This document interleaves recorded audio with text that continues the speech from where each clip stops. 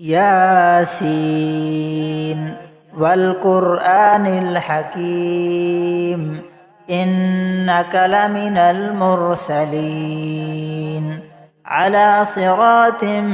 مستقيم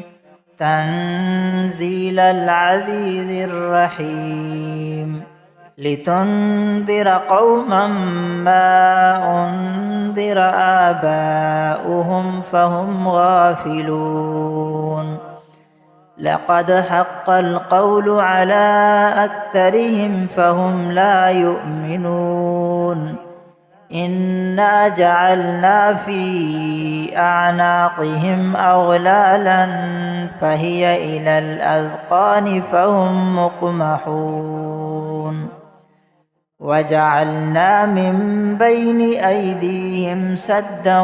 ومن خلفهم سدا فأغشيناهم فهم لا يبصرون وسواء عليهم أأنذرتهم أم لم تنذرهم لا يؤمنون إنما تنذر من اتبع الذكر وخشي الرحمن بالغيب فبشره بمغفرة وأجر كريم إنا نحن نحيي الموتى ونكتب ما قدموا وآثارهم وكل شيء أحصيناه في إمام مبين واضرب لهم مثلا أصحاب القرية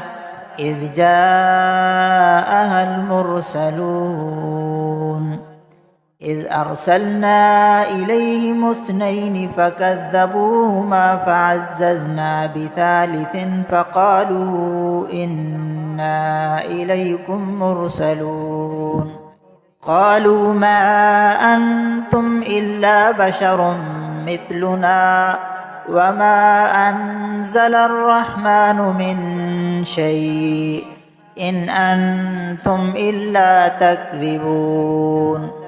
قالوا ربنا يعلم إنا إليكم لمرسلون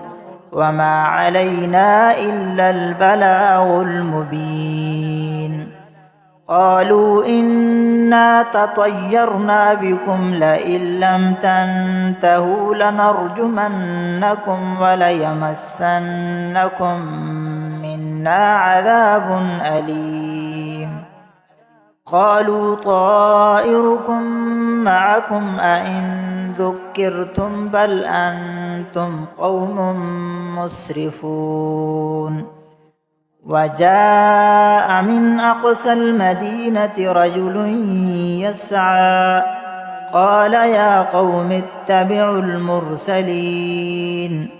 اتبعوا من لا يسألكم أجرا وهم مهتدون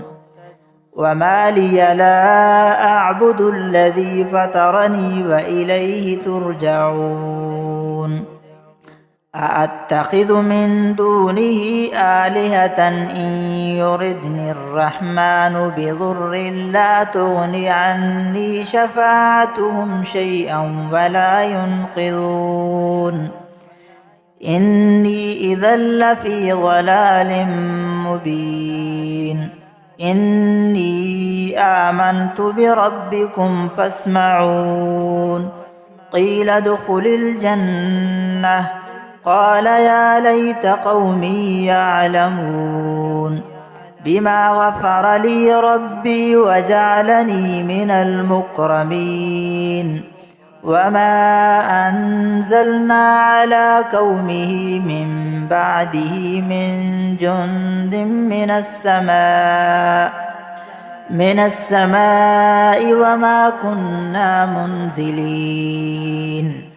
إن كانت إلا صيحة واحدة فإذا هم خامدون يا حسرة على العباد ما يأتيهم من رسول إلا كانوا به يستهزئون ألم يروا كم أهلكنا قبلهم من من القرون أنهم إليهم لا يرجعون وإن كل لما جميع لدينا محضرون